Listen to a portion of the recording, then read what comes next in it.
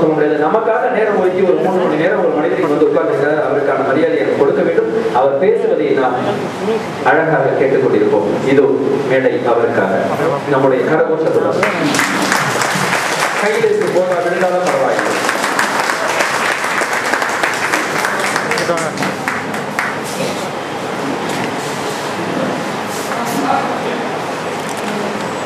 எல்லாருக்கும் வணக்கம். போட்டா வாங்கினவங்க சாப்பிடலாம், அதெல்லாம் கையில வச்சுக்கிட்டு என்ன பண்றதுன்னு யோசிக்க வேண்டாம். அது வந்து சாப்பிட்டுட்டே கேட்கணும், தப்பு.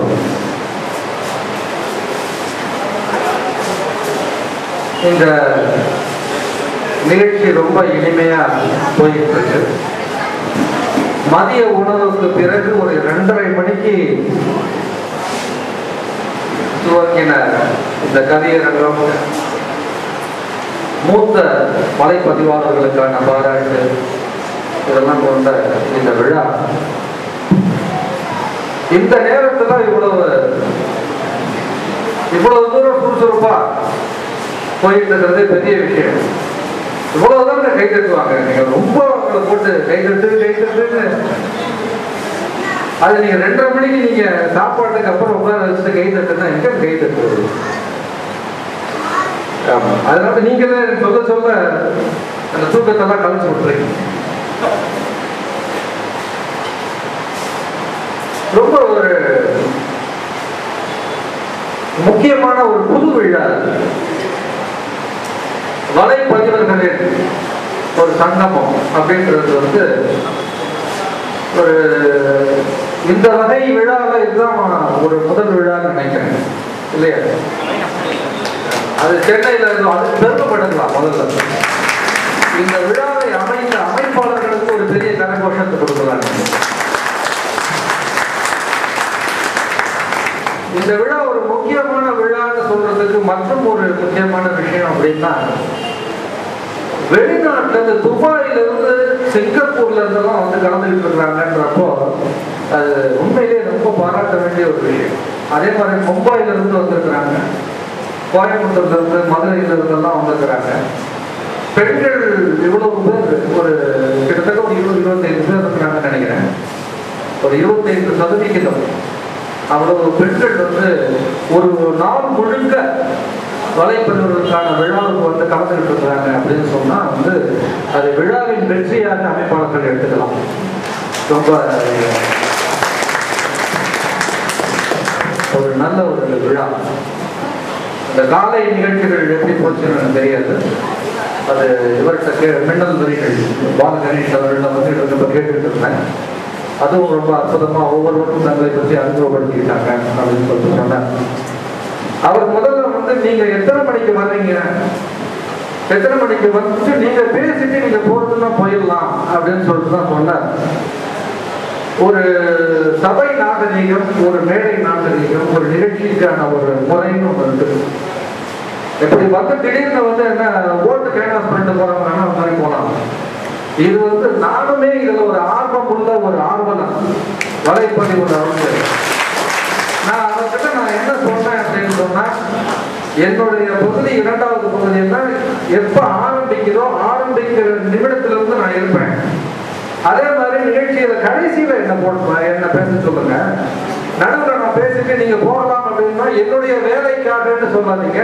இந்த நிகழ்ச்சியை வந்து நானும் ஒரு பார்வையாளனா, பேச்சாளனா இல்லை, ஒரு பார்வையாளனாக இங்கே இருந்து ரசிக்க வேண்டும் என்ற ஆர்வத்துடன் நானே கேட்டுக்கிட்டேன்.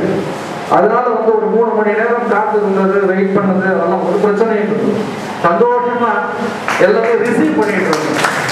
அது ஒரு அவ்வளவு நேரம் இருந்ததுனாலதான் வந்து ஒரு தெரிப்புகள், இவ்வளவு திறமை, எவ்வளவு பேர் கவிதைகள் படித்தாங்க. அந்த கவிதைகள்ல உள்ள நயம், எவ்வளவு ஆழம், அழுத்தம், நகைச்சுவை, கிண்டல், பதிவு, அனுபவம், இவ்வளவு இதெல்லாம் வலையில பதிவு பண்ண போறீங்க.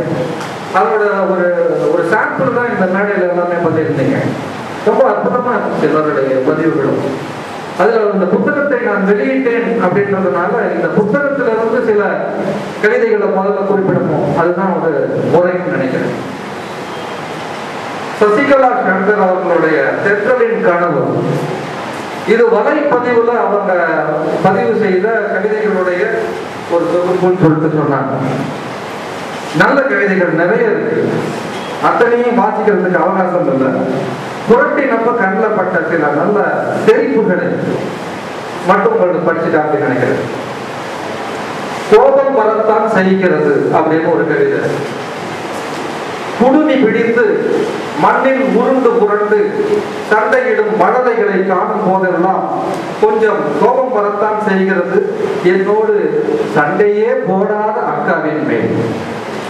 அந்த சண்டையே போடாத அக்காவின் மேல் என்றதுலதான் பஞ்சு ரொம்ப ஒரு நல்ல ஒரு ஒரு ரசனை இருந்துச்சு. அதே மாதிரி இன்னொரு புது தாக்கு ஒன்று, என் அன்பை போல ஒரு கவிதை. எவர் தடுப்பினும் நடுவழியிலேயே நின்றுவிடப் போவதில்லை மழை, உன் மீதான என் அன்பை போல. மழையை நம்ம எல்லாம் பார்த்துட்டு தான் இருக்கோம். அதை காதலோட கம்பேர் பண்ணி அன்போட, மழை பெய்யறப்ப என்ன வேணுமானு தடுத்தாலும் அது நிக்காது இல்லையா, அந்த தாட் நல்லா இருந்துச்சு.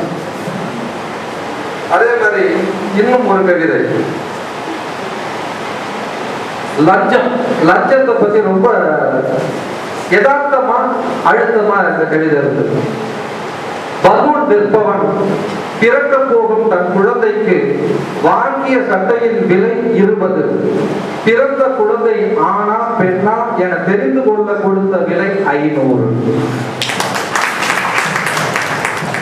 இந்த கவிதாயினி சசிகலா சங்கர் அவர்களுக்கு என்னுடைய மனப்பூர்வமான நல்வாழ்த்துக்கள்.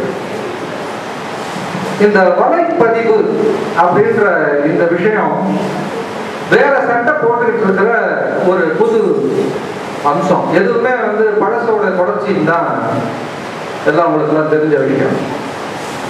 முந்தைய கையெழுத்து பத்திரிகை அப்படின்னு சொல்லிட்டு ஒன்று நடத்துவோம். அதாவது பத்திரிகைகள் எழுதும், அப்புறம் பத்திரிகை ரொம்ப கம்மி. இப்போ நான் எழுத வந்தப்போ கூட, நான் எழுத வந்தது 77 என்னுடைய முதல் சிறுகதை. 77 ஒரு 4-5 பத்திரிகை தான். குமுதம், விகடன், கல்கி, கலைமகன், தினமணி கல்வி, அந்த மாதிரி ஒரு 4-5 பத்திரிகை தான். இன்றைக்கு மாதிரி ஒரு 50-60 அந்த அளவுக்குலாம் இல்லை. ஸோ அதில் கோலோச்சிட்டு இருந்த எழுத்தாளர்கள், எக்கச்சக்கமான எழுத்தாளர்கள் இந்த பத்திரிகைகள் தான் எழுத முடியும். அப்போ எல்லாருமே பத்திரிகைகள்ல, வெகுஜன பத்திரிகைகள்ல, பிரபல பத்திரிகைகள்ல எழுத முடியாது இல்லையா? அப்போ தன்னுடைய திறமையை, தன்னுடைய படைப்பை, அந்த கற்பனை நமைச்சல் அப்படின்னா அதை வெளிப்படுத்துறதுக்கான ஒரு வழியா அந்த காலகட்டத்தில் இருந்ததுன்றது கையெழுத்து பத்திரிகை.